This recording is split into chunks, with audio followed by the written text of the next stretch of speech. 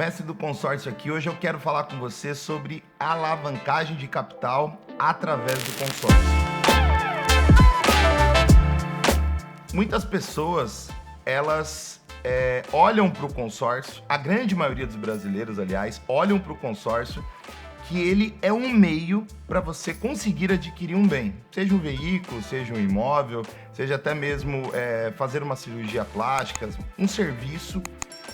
Isso é um fato. Realmente você pode sim utilizar o consórcio para fazer isso e é a linha de crédito mais barata do Brasil, de fato. Só que o ponto é, muitas pessoas não sabem, mas existem muitos empresários, muitas pessoas se alavancando com o consórcio. Uma alavancagem de capital, utilizando o consórcio como um capital de giro. Mas Emerson, isso é possível ser feito com consórcio? Com certeza, sim, é possível. Eu vou te explicar aqui brevemente a cadeia de como que funciona a estrutura da operação de consórcio no Brasil. Então, em primeiro lugar, você tem o órgão regulador, que é o Banco Central. Em segundo lugar, são as administradoras. Terceiro, os escritórios representantes. No nosso caso aqui, né, nós somos um escritório representante, que é o mestre do consórcio. Em quarto lugar, os clientes. Basicamente, o órgão regulador, que é o Banco Central, ele vai proteger os clientes que estão na última linha para que as administradoras, elas tenham uma regulação de que essas pessoas que não se conhecem, que estão sendo aproximadas através da administradora por meio dos seus representantes, possam garantir a seguridade de todos eles e que eles possam começar o consórcio e ir até o final tendo segurança nessa operação. Que era o que não acontecia, por exemplo, antes da Lei 11.795, que é a Lei dos Consórcios, que foi sancionada em 2009, onde uma das coisas mais importantes dessa lei é que a administradora ela só pode ficar com a taxa de administração. O fundo comum, a administradora hoje não pode mais ficar com esse dinheiro, ele fica numa conta fiscalizada pelo Banco Central.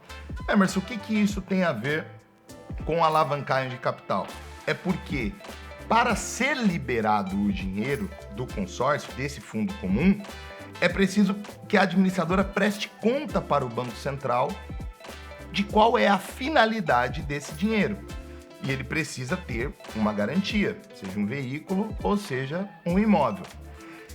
E o que ocorre? Se a garantia ela é minha, eu tenho este imóvel, por exemplo, eu estou garantindo que a pessoa que pegou esse dinheiro, ela tem um bem em garantia, que caso ela deixe de pagar, esse bem será vendido, esse dinheiro retorna para o caixa do fundo comum e os outros consorciados que ainda não foram contemplados, eles vão ter a garantia de que, sim, eu tenho o recurso e tenho uma fiscalização para que todos sejam contemplados, independente se eu fui contemplado nos primeiros meses ou eu fui contemplado um pouco depois. Se a garantia ela é minha, eu posso deixar essa garantia e sacar esse dinheiro. Por exemplo, eu posso alienar este imóvel e sacar 50% desse valor como uma reforma, onde o bem em garantia ele vale o dobro. Exatamente, ele vale o dobro do dinheiro que eu peguei, porque eu só posso pegar 50%. Inclusive, essas operações, elas são mais seguras do que uma operação convencional de compra e venda, onde a administradora precisa liberar 100% do dinheiro para esse cliente comprar o imóvel. Aqui na alavancagem de capital, não. Vai ser liberado para ele apenas 50%. Um exemplo, o cliente tem um imóvel de 500 mil. Vai ser liberado para ele até 250 mil, o dinheiro na conta dele, alienando esse imóvel como uma reforma. Então, se esse cliente usar esse dinheiro para outra coisa e de repente ele não conseguir pagar, a administradora tem um valor que é o dobro da garantia para poder liberar esse recurso. Porém, eu preciso contemplar essa cota, certo? Então, uma cota para contemplar 250 mil, vou arredondar para 300 mil. Eu preciso, por exemplo, dar, em média, 50%, talvez 60% de lance para poder contemplar esse consórcio. O que é possível fazer? Eu posso, em vez de ter uma cota de 300 mil, eu posso ter 10 cotas de 30 mil.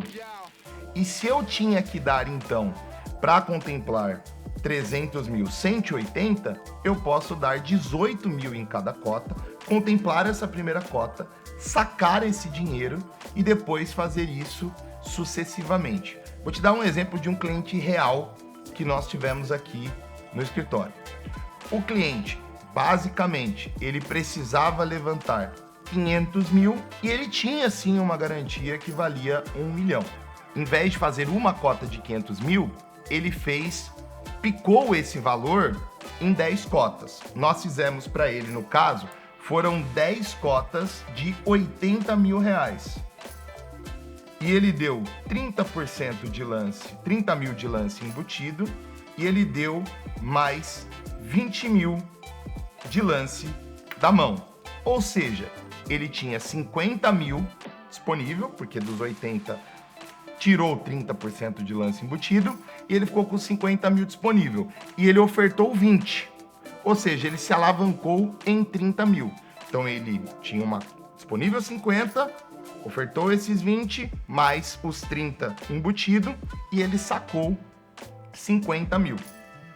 E quando ele sacou esses 50 mil, nós fizemos um contrato para ele onde nós alienamos a cota número 1 no contrato de alienação, que é feito lá, administrador é feito para poder enviar para o cartório, para poder fazer a alienação fiduciária na matrícula.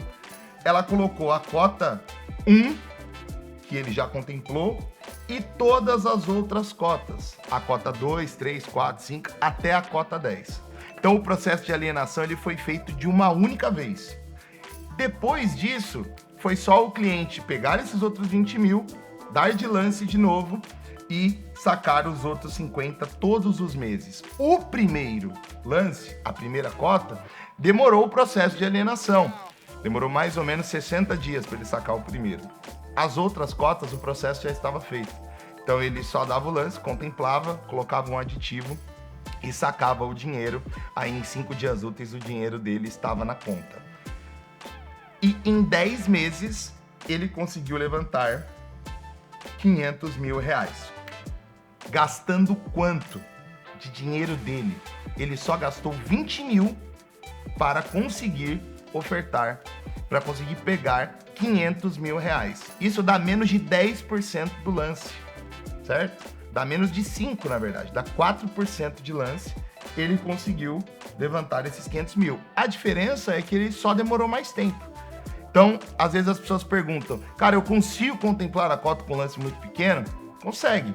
A diferença é, você tem que ter essa garantia, principalmente se for uma alavancagem de capital, e vai demorar um pouco mais. Mas veja só, esse cliente levantou com praticamente nada de recurso próprio no seu imóvel, 500 mil, numa taxa infinitamente mais barata do que se ele fosse, por exemplo, fazer um refinanciamento de 50% desse imóvel.